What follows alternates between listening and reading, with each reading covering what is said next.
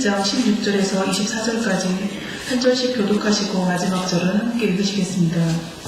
너희를 위하여 같은 간절함을 기도의 마음에도 주시는 하나님께 감사하노니 너가 기도하고 더욱 간절함으로 전하는 너희에게 나아갔고 또 그와 함께 그 형제를 보내었으니 이 사람은 복음으로써 모든 교회에서 칭찬을 받는 자요 이누나야 그 위대한 주의 영광과 이의 모든 하나님을 위하여 너희에게 감사하다 우리가 같은 내 이름으로 너희가 인내하는 자 이것을 조심함은 우리가 맡은 이 거액의 연모에 대하여 아무도 우리를 비방하지 못하게 하려 함이니 이는 우리가 주 앞에서뿐 아니라 사람 앞에서도 선한 일을 조심하려 합니다.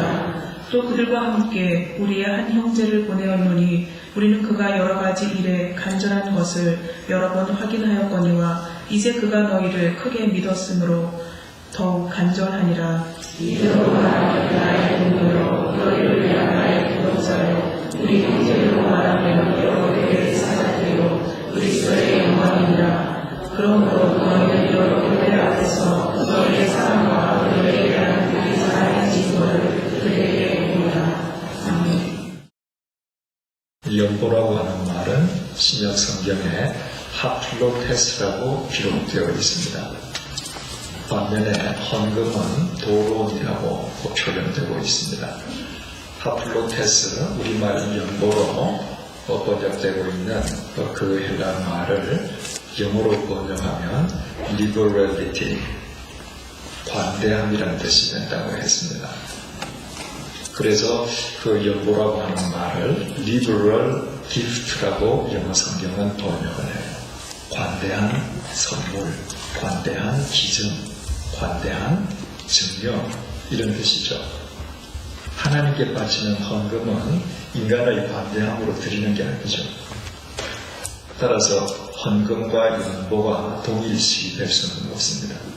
하나님께 드리는 헌금은 모든 것이 하나님께로부터 왔다는 증표로 드리는 것 아닙니까? 또 뿐만 아니라 바로 나를 대신해서 하나님께 드리는 것입니다. 말하자면 예물이요 제물이죠. 구약시대에 이스라엘 백성들이 하나님께 제물을 드릴 때 그 제물은 곧 자기 자신이지 않습니까? 나 대신 하나님 앞에서 태워서 없애는 것이거든요. 그래서 구약 성경에서 하나님께서 하나님께 바쳐지는 제물을 태워서 죄가 되게 하는 것, 그건 참 깊은 의미가 있는 것이죠. 내가 하나님 앞에서 내가 바치는 헌금의 효용성을 가지지 아니하고 하나님 때문에 없앨 수 있는 중심을 하나님께 드리는 것이죠. 바로 그것이 하나님을 향한 중심인 동시에 하나님에 대한 헌신이기 때문입니다. 그러나 연보라고 하는 것은 사람을 향한 인간의 관대함이에요. 이것을 사람과 이웃과 함께 나누는 것이죠. 그래서 사도 바울은 이웃과 함께하는 구제 연보에 대해서 이야기하고 있는 것입니다. 그 배경을 8절이 이렇게 설명합니다. 내가 명령으로 하는 말이 아니요 오직 다른 이들의 간절함을 가지고 너희의 사랑의 진실함을 증명하고자 하리로다. 여기에서 다른 이들의 간절함을 가지고, 그 말은 지난 시간에 배웠죠. 마게도니아에 있는 교회 교인들의 간절한 마음. 예루살렘에 큰 기근이 들었습니다. 온 팔레스타인 땅이 극심한 흉년을 만나게 되었습니다. 그래서 많은 예루살렘 교인들이 어려움을 겪게 되었습니다. 그 소문을 접하고 제일 먼저 고린도 교회가 자원해서 우리 구제 연보를 보내자 하고 연보 모금을 시작했습니다. 그런데 시작만 해놓고는 흐지부지 그 일이 중단되어 버리고 말았습니다.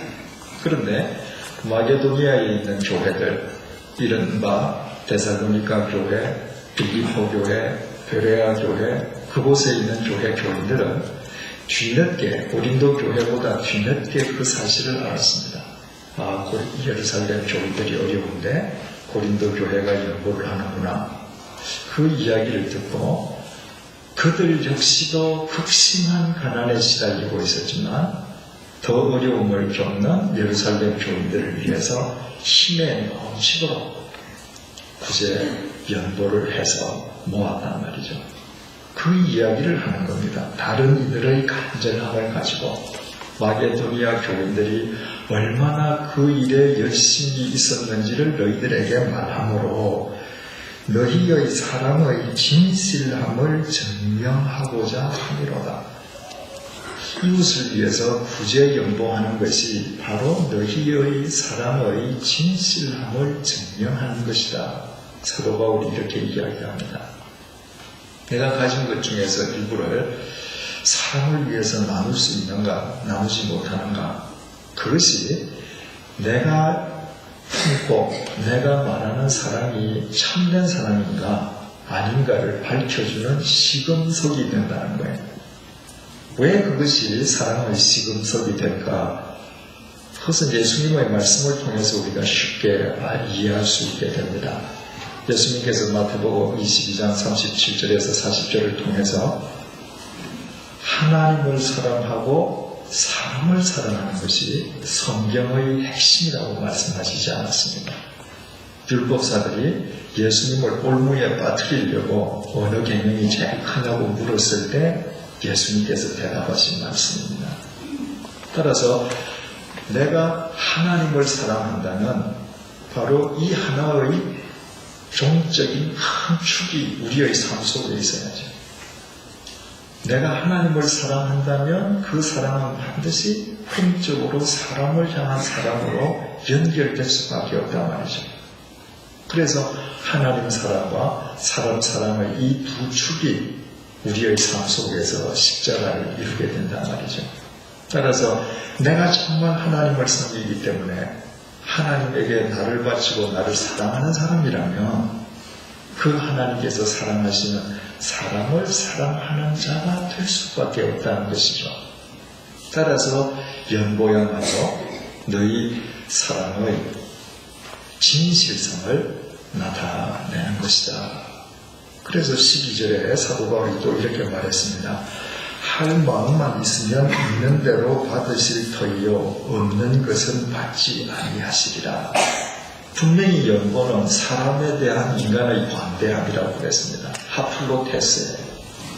사람에게 주는 겁니다. 그런데 궁극적으로 그것을 받으시는 분은 주님이시라는 거예요. 하나님이시라는 거예요. 왜? 하나님을 믿는 믿음, 하나님을 사랑하는 사랑 속에서 이루어지는 일이기 때문에 궁극적으로 그것은 하나님을 위한 믿음의 행위가 된다는 것입니다. 13절 이는 다른 사람들은 평안하게 하고 너희는 곤고하게 하려는 것이 아니요 균등하게 하려 함이니. 왜 그리스도인들이 타인을 위해서 연보할 수 있어야 하는가? 그것은 연보하는 나를 곤고하게 만들거나 내 삶을 어려움으로 몰아넣으시기 위함이 아니라는 거예요. 또 나의 연보를 받는 그 사람만 일방적으로 유익하게 하시기 위함이 아니라는 것입니다. 하나님께서 균등하게 하시기 위함이라는 거예요. 나한테 물질이 있습니다. 그런데 나한테 물질이 넘쳐나요. 그럴 때 하나님께서 그 물질을 어디론가 흘러가서 누군가와 균등하게 만드시기 위해서 그것을 나에게 맡기셨다는 거예요. 그러나 균등하게 한다고 하는 것이 소위 공산주의가 말하는 일방적인 평등을 의미하는 것은 아니죠. 하나님께서는 균등하게 하시는 하나님이신 동시에 뿌린 대로 거두게 하시는 공평하신 하나님이시란 말이죠. 따라서 여기에서의 균등이라고 하는 것은 일방적인 평등이 아니라 그 절대적인 기준이 하나님께 있는 것이죠. 사람에게 있는 것이 아니라 어떤 사람은 100원으로 살게 하시는가 하면 어떤 사람은 10원으로 살게 하셔요. 어떤 사람은 50원으로 행복하게 살게 하셔요. 그것을 결정하시는 분은 주님이시고 단지 우리가 받아들여야 될 것은 나한테 물질이 왔을 때에 그 물질 속에는 누군가를 위한 물질도 포함되어 있다. 그것을 받아들이고 행하는 것이 중요하다는 것이죠. 14절 이제 너희의 넉넉한 것으로 그들의 부족한 것을 보충함은 후에 그들의 넉넉한 것으로 너희의 부족한 것을 보충하여 균등하게 하려 함이라. 나에게 넘치는 물질을 누군가를 위해서 내가 나누고 연구를 했을 때, 그래서 균등하게 했을 때, 이 다음에 내가 어려워졌을 때 하나님께서는 누군가를 통해서 나의 삶을 균등하게 하신다는 것입니다. 지난 시간에 말씀드렸죠. 한 번이라도 자기 물질로 누군가를 균등하게 해본 사람은 이 말씀이 무슨 의미인지를 알아요. 내가 정말 물질적으로 어려움에 처했을 때, 필요로 할 때, 내가 어느 사람 누구에게도 말하지 않지만 하나님께서 내가 상상할 수도 없었던 사람을 통해서 나의 필요를 채워주셔요. 하나님께서. 왜? 균등하게 하시는 하나님이십니다. 그런 사람은 언젠가 누군가를 균등하게 한 사람이라는 걸 우리는 알 수 있죠. 그래서 하나님께서 그의 삶도 균등하게 해주시는 거예요. 또 그런 일이 없음에도 불구하고 전혀 상상할 수 없는 사람을 통해서 하나님께서 내 삶을 균등하게 도와주셨다. 그것은 너도 그렇게 살라는 하나님의 인도하심이라는 것. 그것을 우리가 깨닫는 것이 중요하죠. 그래서 지난 시간에 우리가 결론을 내렸습니다. 우리가 어떤 물질론을 갖고 살아야 할 것인가? 어떤 경우에도 우리는 물질의 종착역이 아니라 물질의 통로로 살아야 한다. 물질은 흘러가면 썩지 않습니다. 그런데 많은 사람들이 물질의 종착역이 되려 하기 때문에 물질이 썩어요. 물질이 썩지 않으면 그 물질을 지니고 있는 사람을 썩게 한다고 그랬죠. 70년대에 제가 사회생활을 시작했을 때 그때 세계에서 가장 돈 많은 사람이 오나시스였지 않습니까? 제클린 케네디와도 결혼하셨던 분이시죠. 그분이 돌아가시면서 근 30년 전에 무려 22억 불을 그의 문항동료 외동딸에게 남겼습니다. 그 외동딸이 어떻게 살았는지 아시는 분은 다 아시죠? 썩는 겁니다. 지금 신문 국제 기사를 보십시오. 요즘 신문에서 미국에서 유럽에서 일본에서 계속 언론에 꺼시거리에 오르는 여자가 누구예요? 힐튼과의 상속녀입니다. 그 막대한 돈이 그 젊은 여성을 썩게 만드는 거예요. 누가 썩게 만든 거예요? 결국 부모가 썩게 만드는 겁니다. 물질이 통로가 되면 물질은 썩지 않습니다. 흘러가는 물이 썩지 않는 것과 똑같습니다. 내가 누군가를 위해서 단 한 사람이라도 위해서 내가 물질의 통로가 된다고 하는 것은 내가 이미 하나님의 생명 속에 거하고 있는 자임을 의미합니다. 그래서 그의 삶 자체가 청정한 생명의 빛을 발하게 되는 것이죠. 이것이 사도 바울이 고린도 교인들에게 구제 연보를 권면하는 까닭입니다. 너희들이 시작한 일을 너희들이 완성하라. 사도 바울은 돈 자체가 필요해서가 아니었죠.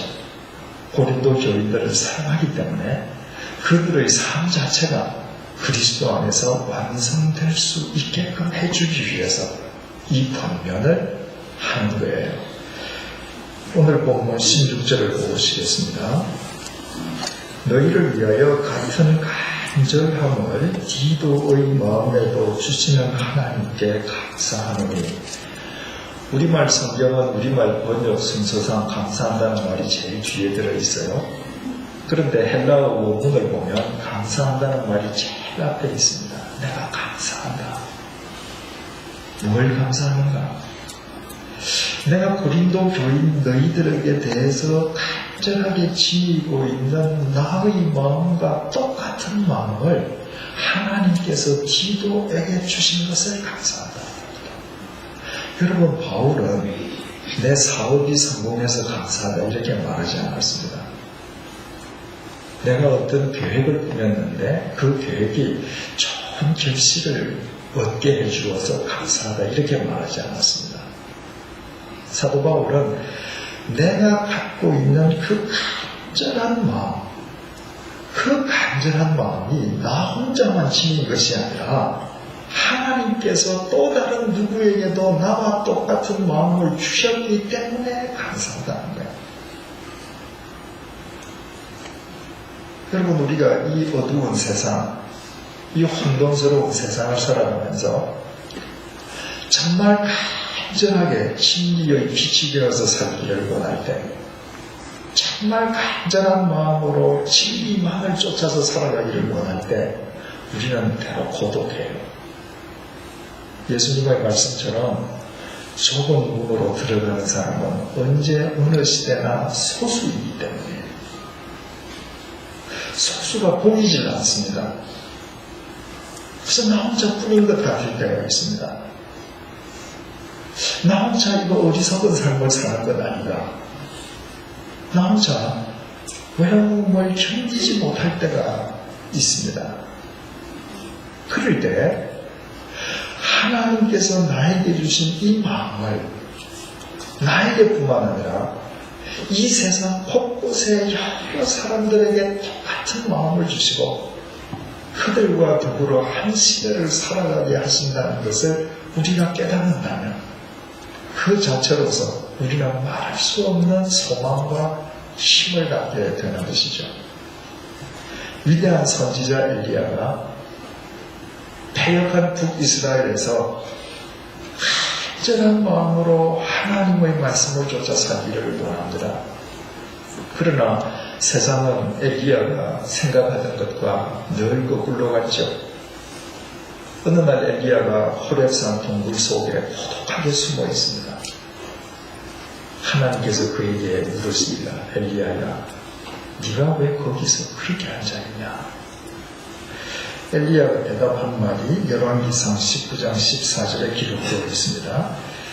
이스라엘 자손이 주의 언약을 버리고 주의 제단을 헐며 칼로 주의 선지자들을 죽였으리오며 오직 나만 남았거늘 그들이 내 생명을 찾아 빼앗으려 하나이다. 엘리야의 고독입니다. 하나님, 패역한 이스라엘 사람들이 주님의 선지자를 다 죽였습니다. 이제 남아있는 사람이라고는 나 혼자밖에 없습니다. 그런데 저들이 나마저 죽이려 합니다.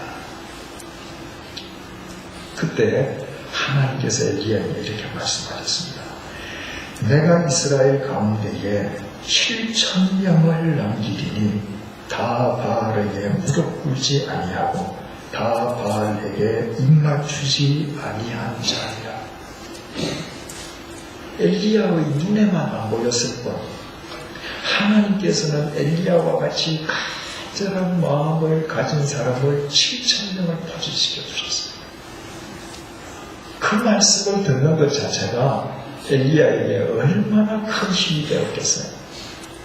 내가 누구인지 모르지만 하나님께서는 7,000명을 요소요소에 박아두시고 그 좁은 길을 걷는 그 7,000명을 하나님의 방법으로 네트워킹 하셔서 이 사회를 새롭게 해가신다. 절로 힘이 솟아났겠죠, 그죠? 그 7,000명 가운데 한 사람이 누구였을까요? 엘리사죠. 하나님께서는 엘리야 생전에 자신과 똑같은 마음을 가진 사람 중에 한 사람을 만나서 동력하게 하셨습니다. 사도 바울도 마찬가지죠. 정말 자기가 사랑하는 고린도 교인들이 하나님 앞에서 진심으로 바른 삶을 살기를 간절히 원하는데 자신과 똑같은 마음을 하나님께서 디도에게 주셨을 뿐만 아니라 그 디도를 멀리 떨어지게 하셔서 사도 바울 평생에 만나보지도 못하게 하신 것이 아니고 바울 곁에 두시고 함께 동력하게 하셨습니다. 여러분 일평생 하나님을 향한 간절한 마음, 그 같은 마음을 지닌 사람들이 한데 만나서 한 시대를 한 공간에서 함께 동력한다는 것은 진리를 사랑하는 자에게 얼마나 엄청난 은총이 되겠습니까? 그렇다면 우리는 교회를 생각하게 됩니다. 교회가 그 물이나 시스템이 아니라는 우리 잘 알지 않습니까? 주님으로 모시고 주님을 쫓아 살겠다는 사람들의 모임이 교회라는 거죠. 여러분, 이 많고 많은 교회 가운데에 우리가 이 서울 외곽 지역에, 이 외진 곳에, 이 양화진에 있는 100주년 교회에 우리가 왜 모였습니까? 우리가 조금 더 주님을 쫓아 살고자 하는 간절한 마음을 지녔기 때문이 아니겠어요? 우리가 이 양화진에서 신앙생활을 하도록 주님께서 이곳에 교회를 세우시고 우리를 부르시고 이 교회를 맡기셨다 생각할수록 정말 온몸에 소름이 돋는 것과 같은 감동을 느끼게 되지 않습니다. 이 양화진이 어떤 곳이에요? 100년 전에 하나님을 위해서 간절한 마음을 같이 품었던 사람들의 삶이 응집된 곳이에요. 한국 개신교회가 시작된 곳입니다. 시발지에 만약 여기에서 우리 모두가 하나님을 향한 간절한 마음을 함께 품고 이 시대를 살아간다면 100년 후에는 어떻게 될까요? 100년 후에는 2007년 21세기 초 이 시점에 하나님을 향한 간절한 마음으로 이 시대에 좋은 길을 걸었던 우리의 삶 자체가 100년 후의 사람들에게 마치 지금 저분들의 삶이 우리의 삶의 이정표이듯이 우리의 삶 또한 그들의 이정표로 남지 않겠습니다.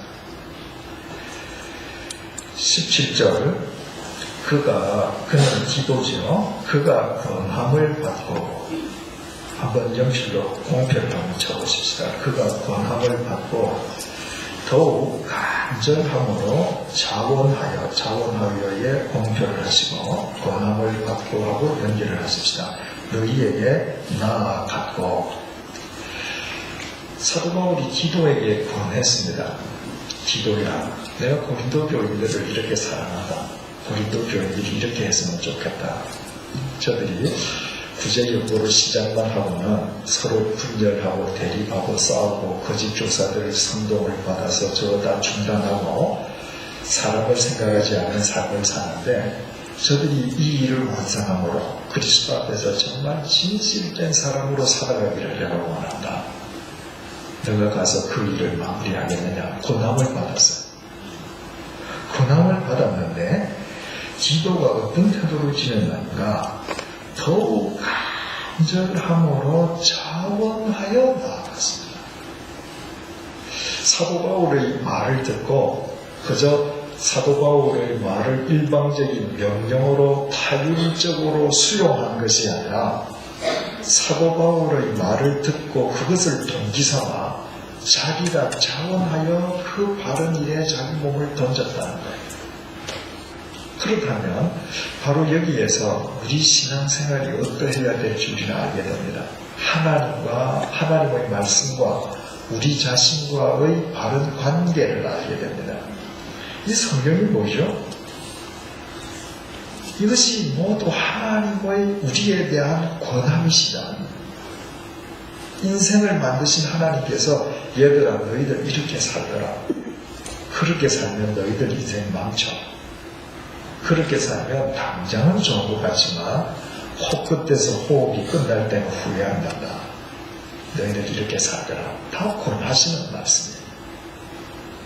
그런데 이 권함을 받은 우리가 이 말씀을 어떤 자세로 따라야 할 것인가? 권함을 받고 자원하여 이 말씀대로 살아요. 그때 진리를 쫓는 희열을 비로소 누리게 되는 것입니다. 하나님께서 창조주로서 우리에게 명령으로 권하시는 이 모든 말씀을, 권함의 말씀을 단지 우리가 타율적으로만 수용해서 죽지 못해서 질질 끌려가면서 이 말씀대로 살려고 한다고 하면 그것보다 더 고달프고 그것보다 더 힘든 삶이 어디에 있겠습니까? 진리를 깨닫는다는 게 뭐예요? 내가 깨달았기 때문에 거기에 나를 자원하여 던지는 거 아니에요? 그러면 권함을 받고 자원하여 이것이 우리 삶의 기본 토대가 되어야 된단 말이죠. 기도가 그랬습니다.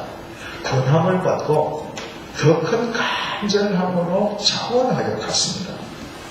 18절 또 그와 함께 그는 기도시로 그와 함께 그 형제를 보내었으니 기도와 함께 또 한 명의 신앙의 형제를 보내었습니다. 그 형제가 누구인지 이름이 기록되어 있지 않습니다. 그래서 이 형제는 이 사람의 것이다. 여러 사람들이 분분하게 서를 이야기합니다. 그러나 중요한 것은 이 사람의 구체적인 이름이 누구였느냐가 중요한 것이 아니라 왜? 중요하지 않으니까 성경은 밝히지 않았죠. 그 형제가 어떤 사람이었느냐가 중요해요. 18절 또 그와 함께 그 형제를 보내었으니 이 사람은 복음으로서 모든 교회에서 칭찬을 받는 자다. 복음으로서 복음 안에서 이 말입니다. 복음을 쫓는 삶에 관한 모든 교회에서 칭찬을 받는 사람이에요. 또 19절 이뿐 아니라 그는 동일한 주의 영광과 우리의 원을 나타내기 위하여 여러 교회의 택함을 받아 우리가 맡은 은혜의 일로 우리와 동행하는 자다. 표준 3번역이 쉽게 번역을 했습니다. 그뿐만 아니라 그는 여러 교회가 우리의 여행 동반자로 뽑아 세운 사람으로서 우리가 수행하고 있는 이 은혜로운 일을 돕는 사람입니다. 우리는 주님의 영광을 드러내고 우리의 좋은 뜻을 이루려고 이 일을 합니다. 기도와 함께 가게 한 그 형제는 모든 교회에서 칭찬을 받는 사람일 뿐만 아니라 모든 교회가 이 사람이면 적합하다고 해서 뽑아서 보내는 사람이라는 거예요. 여기서 모든 교회란 두말할 것도 없이 마게도니아에 있는 교회죠. 지금 사도 바울은 마게도니아에서 이 편지를 쓰고 있지 않습니까? 그래서 디도를 고린도 교회에 먼저 보내어서 구제 연보를 마무리할 것을 하면서 그곳에 있는 한 명의 신실한 형제를 보내었습니다. 그런데 그 형제는 그냥 아무나가 아니라 데살로니가 교회, 베레아 교회, 빌립보 교회 등이 이 사람이면 가장 적합하겠다고 그들이 스스로 선택한 사람이라는 거예요. 그러면 지금 19절 하반절에 우리가 맡은 은혜의 일, 그리 봉표하십시다. 은혜의 일로 우리와 동행하는 자다. 그 은혜의 일을 위해서 마게도니아에 있는 여러 교회들이 선택했는데 그 은혜로운 일이라고 하는 것이 구체적으로 뭔가 20절 보니까 이것을 조심함은 우리가 맡은 이 거액의 연보 공표하십시다. 그리고 은혜의 일하고 연결을 하십시다. 이 거액의 연보에 대하여 아무도 우리를 비방하지 못하게 하려 함이니. 자, 마게도니아에서 구제 연보를 일단 다 모금했죠. 그리고 고린도 교회에서 구제 연보를 모금하면 그 돈을 갖고 이제 예루살렘 교회에 가서 전달을 해줘야 되지 않습니까? 그러니까 그 금액이 적지 않겠죠, 그죠? 그 큰 연보 금액 자체, 그 모금하는 일, 그 자체를 은혜의 일이라고 했는데 그 연보를 수집해서 전달하는 그 일을 하는데 디도 한 사람만 보내지 않고 모든 교회에서 칭찬을 받고 모든 교회가 이 사람이 적합하겠다고 하는 형제를 같이 딸려 보낼 정도로 조심하는 까닭은 그 연보와 관련해서 누구도 우리를 비방하지 못하게 하려 함이라는 것입니다. 참 중요한 말입니다. 지금 연보라고 하는 것은 돈이지 않습니까? 이 돈 문제에 대해서 사도 바울이 얼마나 철두철미한 정신을 갖고 있는지를 보여주는 대목이죠. 사도 바울이 자신이 믿는 디도 한 사람만을 보낼 수도 있습니다. 그런데 인간은 항상 유혹받을 수 있지 않습니까? 아무리 디도가 신실한 사람이라도 한순간 유혹에 빠지면 그 돈 가지고 장난칠 수도 있단 말이죠. 그래서 신실한 한 형제를 또 딸려보냅니다. 만약에 디도가 돈의 유혹을 받지 않고 신실된 마음으로 그 돈을 다 수고해서 예루살렘에 이름도 차고 없이 전달해 주었다 할지라도 까닭없이 의심하는 사람도 있을 수 있잖아요. 왜? 고린도 교회는 아직도 거짓 교사들이 남아있거든요. 고린도 교회는 분열하고 대립하고 서로 싸웠던 교회 아닙니까? 그래서 어떤 사람도 불순한 동기를 가지고 돈 문제에 대해서 비방할 빌미를 제공해주지 않게끔 하기 위해서 디도뿐만 아니라 모든 교회가 칭찬하고 모든 교회가 이 사람이면 좋겠다고 적합하게 선택한 사람을 함께 보낸다는 것입니다. 21절 이는 우리가 주 앞에서뿐 아니라 사람 앞에서도 선한 일에 조심하려 함이라. 선한 일에 조심한다. 우리가 공표를 크게 해놓으십시다. 여기에서 선한 일이라고 번역된 이 말이 헬라어 단어로는 칼로스라고 기록이 되어 있는데 그것은 선한 일, 옳은 일, 아름다운 일, 바른 일 이런 의미예요. 많은 사람들은요 목적이 선하고 아름답기 때문에 절차와 과정은 대충 해도 된다고 생각하는 경우가 참 많습니다. 중요한 것은 여기에서 이것이 선한 일이다, 아름다운 일이다, 옳은 일이다. 그 기준이 누구에게 있는 거예요? 하나님에게 있는 것입니다. 이것이 하나님 보시기에 선한 일이다. 이것이 하나님 보시기에 아름다운 일이다. 이것이 하나님 보시기에 옳은 일이다. 그 기준을 하나님께 드렸다면 하나님 보시기에 아름답고 선한 일이기 때문에 그 과정과 절차는 더 철두철미해야죠. 하나님 앞에서 철두철미하면 사람 앞에서는 절로 철두철미할 수밖에 없지 않습니까? 더욱이 사도 바울이 지금 한 말은 선한 일이라고 한 이 말은 이제 방금 말씀드린 것처럼 구제였고 돈의 문제거든요. 이 돈의 문제에 대해서 하나님 앞에서 조심한다면 그것은 사람 앞에서도 결과적으로 조심하는 일이 될 수밖에 없는 것이죠. 어느 정도로 조심을 하는가 20절을 다시 보시겠습니다. 이것을 조심하면 기도와 신실한 형제를 보낼 정도로 조심한다라고 할 때 그때 조심한다라고 하는 말은 헬라 말로 스텔로라고 쓰여 있는데요. 그 말의 뜻은 가지런하게 정돈한다는 뜻입니다. 그리고 21절 이는 우리가 주 앞에서뿐 아니라 사람 앞에서도 선한 일에 조심하려 함이라. 여기에서 조심하려 합니다. 조심한다 이 말은 프로노에오라고 쓰여 있는데 프로라고 하는 말은 미리, 노에오라고 하는 것은 생각한다, 본다, 즉 예측한다는 말이에요. 하나님의 이 돈을 다루는데 이 돈 때문에 불미스럽게 일어날 수 있는 일이 무엇일까를 모든 것을 다 예측하고 그 일이 일어나지 않도록 마치 물건을 가지런하게 정비하듯이 철두철미하게 대비한다는 것입니다. 이것이 사도 바울이 하나님 앞에서 돈을 다루는 자세였습니다. 그래서 22절에서 이렇게 말을 해요.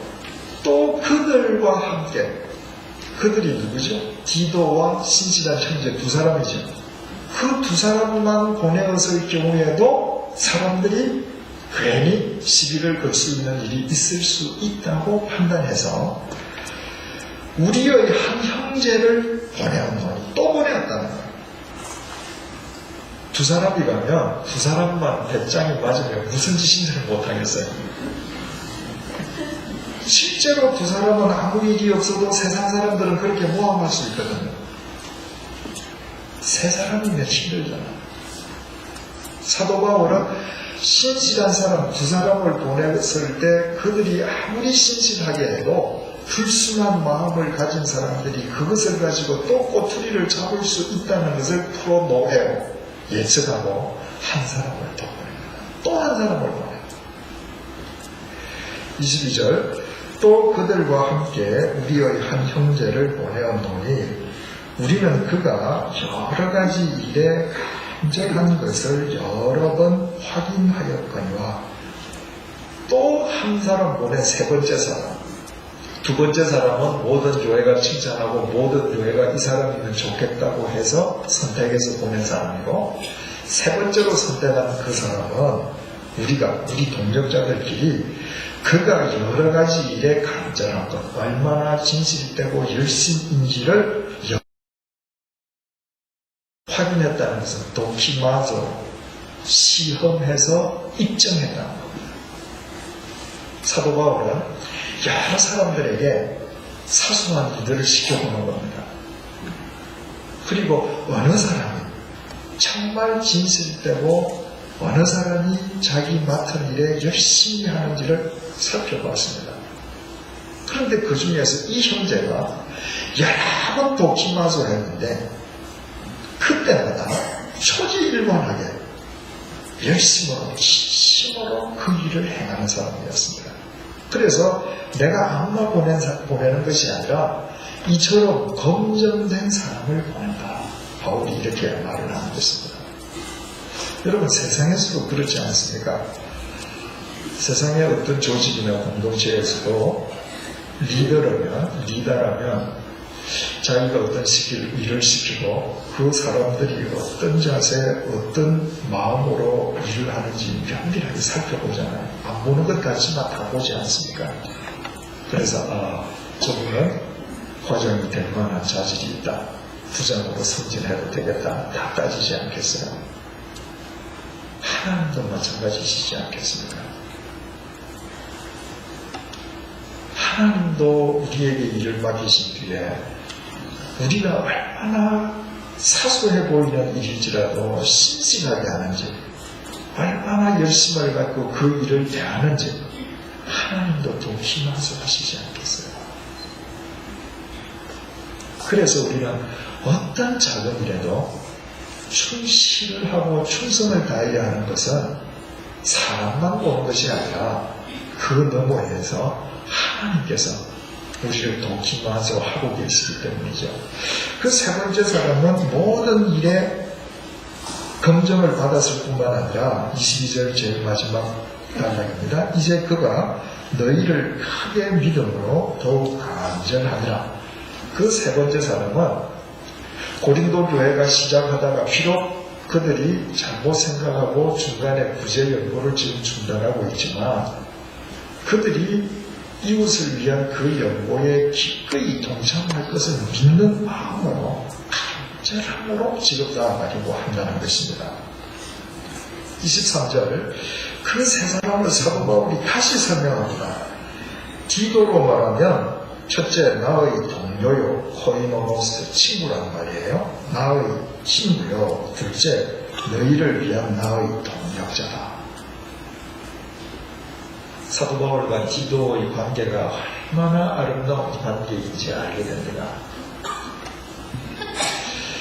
디도는 개인적으로는 나의 친구이고 너희에 대하여는 그러니까 사역을 의미하는 것이요. 고린도 교회에 대한 사역과 관련해서는 나의 동력자다. 여러분 우리에게 친구가 많이 있죠. 그죠? 그 친구들 중에는 재미있는 친구들도 있고 수완이 좋은 친구들도 있고 사려 깊은 친구들도 있을 수 있습니다. 그런데 그 친구들이 다 나의 동력자가 되는 건 아니잖아요. 그저 만나서 즐거울 뿐인 친구들이 더 많죠. 정말 인생을 함께 논하고 진리의 명예를 함께 내려갈 동력자가 내 친구들 중에 다인 것은 결코 아니거든요. 정말 진리의 명예를 함께 내는 동력자가 되기 위해서는 자기를 버릴 줄 아는 사람이에요. 그것이 되지 않으면 진리의 동력자는 될 수 없습니다. 그런데 디도와 바울의 관계가 스승과 제자지만 개인적으로는 친구처럼 가까웠어요. 만나면 즐거워요. 그런데 단순한 친구의 차원에서 머무는 것이 아니라 함께 진리의 동력자가 되는 관계입니다. 따라서 이런 사람을 보내므로 너희는 믿으라는 것이죠.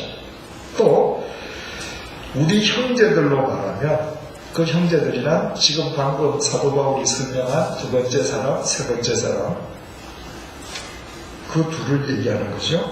우리 형제들로 말하면 첫째, 여러 교회의 사자들이요. 사자 앞에 일자가 있죠. 그래서 밑에 줄란을 보니까 사도다 이렇게 기록이 되어 있습니다.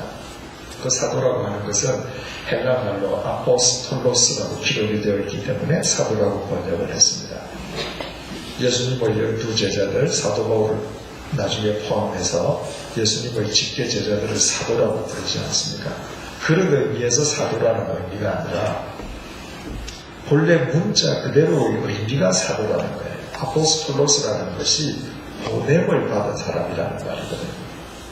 따라서 그 두 형제들로 말하면 그 일에 가장 적합하다고 나 개인이 보내는 것이 아니라 마게도니아에 있는 여러 교회들이 그들을 아포스톨로스로 뽑아서 보낸 사람입니다. 교회가 보증하는 사람이라는 뜻입니다. 두 번째로 그리스도의 영광이다. 그 두 사람. 얼마나 멋진 평판입니다. 그 두 사람, 그 삶 자체가 주님의 영광이다. 무슨 의미겠습니까? 그들의 일거수 일투족이 주님의 영광을 드러내는 거울이라는 것입니다.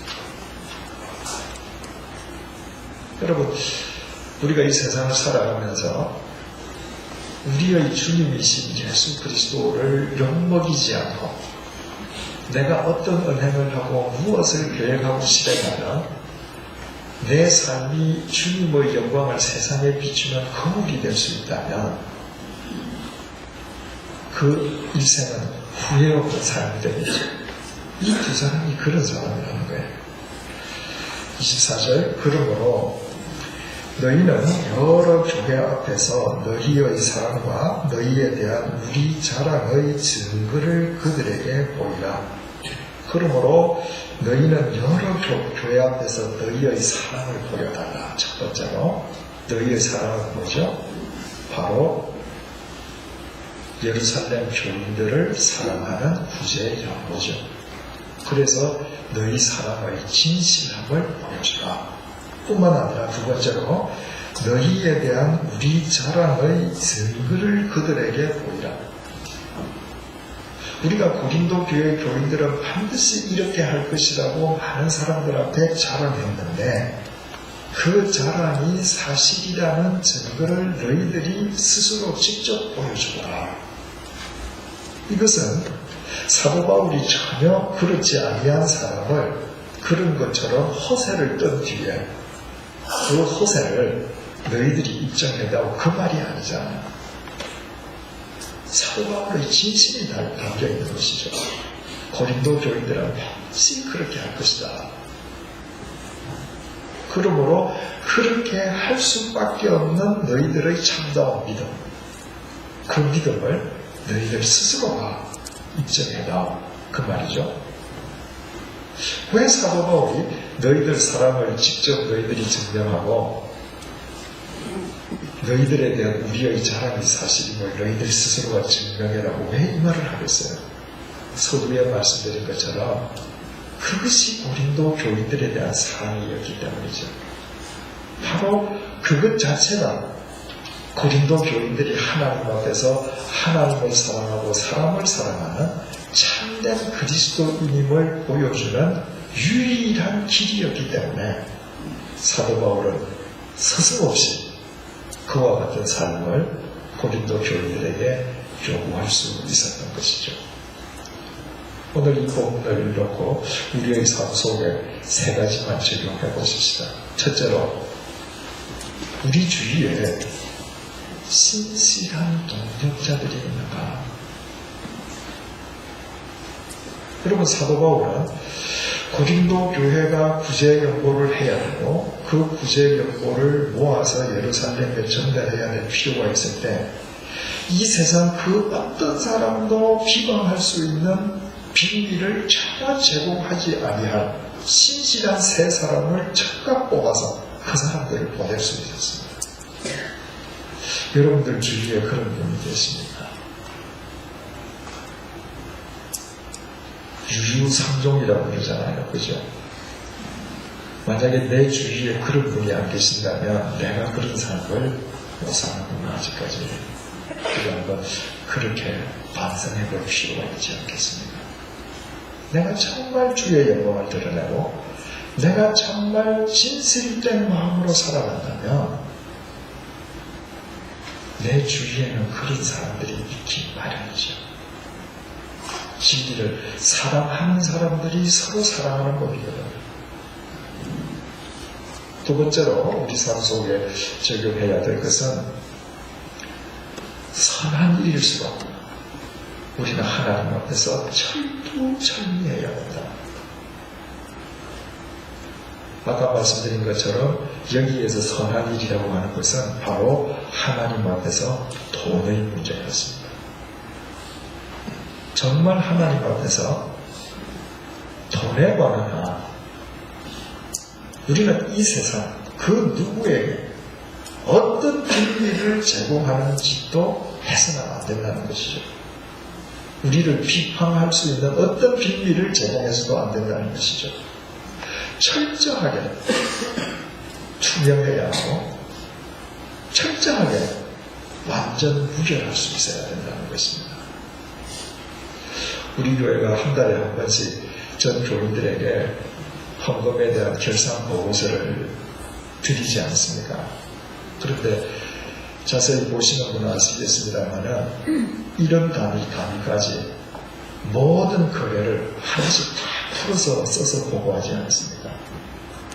다른 예를 들어서 교회에서 봉사하시는 분들이 점심을 드셨다. 그러면 단순하게 식대가 아니라 봉사자 몇 명이 먹었다. 명수까지 나오죠.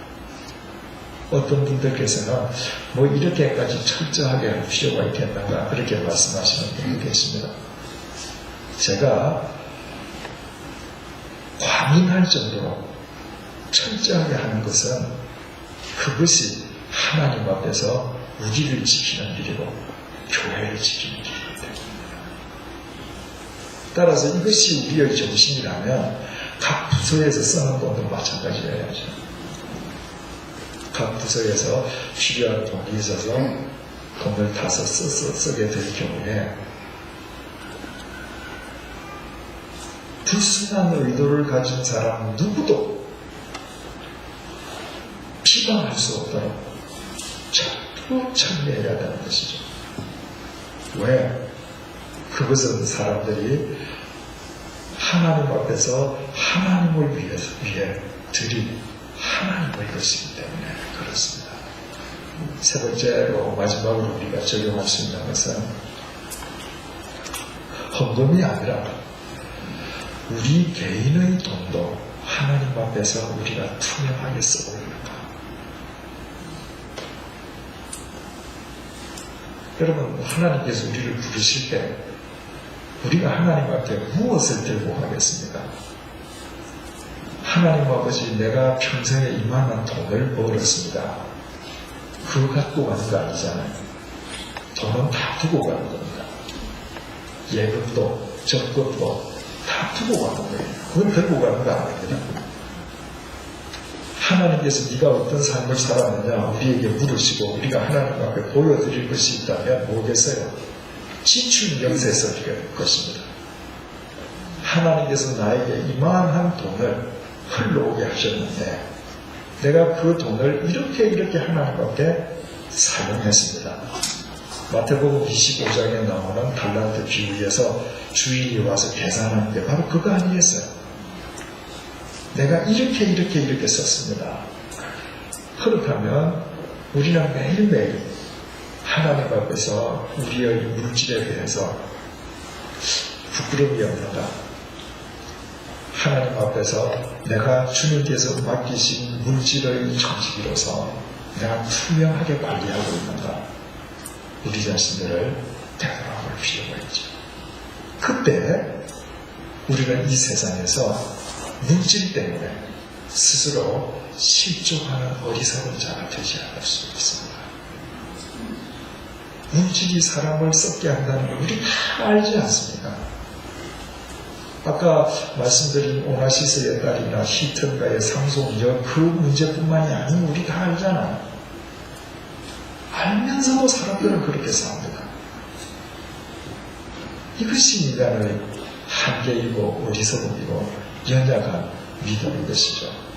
그러나 우리가 사도 바울이 돈에 대해서 이렇게 철저한 이 철저한 정신을 우리 개개인의 삶에 적용시키고 하나님 앞에서 하나님께서 맡긴 것을 우리가 투명하게 관리해 간다면 우리의 매일매일의 삶은 주의 영광을 드러내는 거울이 될 것이고 우리를 통해서 하나님께서 이루시고자 하시는 뜻은 이 땅에 매일 아름답게 펼쳐질 것입니다. 기도하십시다. 하나님 아버지, 사도 바울 주위에 진리의 동역자들이 많이 있었습니다. 디도뿐만 아니라 신실한 형제, 모든 교회가 추천하는 형제가 그의 옆에 있었습니다. 그래서 그는 자신과 같은 마음으로 일할 수 있는 사람으로 인해서 하나님께 감사했습니다. 주님, 우리 자신이 먼저 하나님 앞에서 신실한 그리스도인이 되게 도와주옵소서. 그리하여 신실한 사람들과 친구만 되는 것이 아니라 동력자 되는 삶의 기쁨을 함께 누리게 도와주옵소서. 하나님, 우리에게 여러 가지를 맡겨주셨는데 또 물질도 맡겨주셨습니다. 하나님의 것을 맡은 선한 정직이로서 교회의 돈을 철저하게 관리하고 투명하게 지키는 것뿐만 아니라 하나님께서 우리 개인에게 맡기신 물질도 하나님 앞에서 매일매일 부끄럼 없이 쓰는 사람들이 되게 도와주옵소서.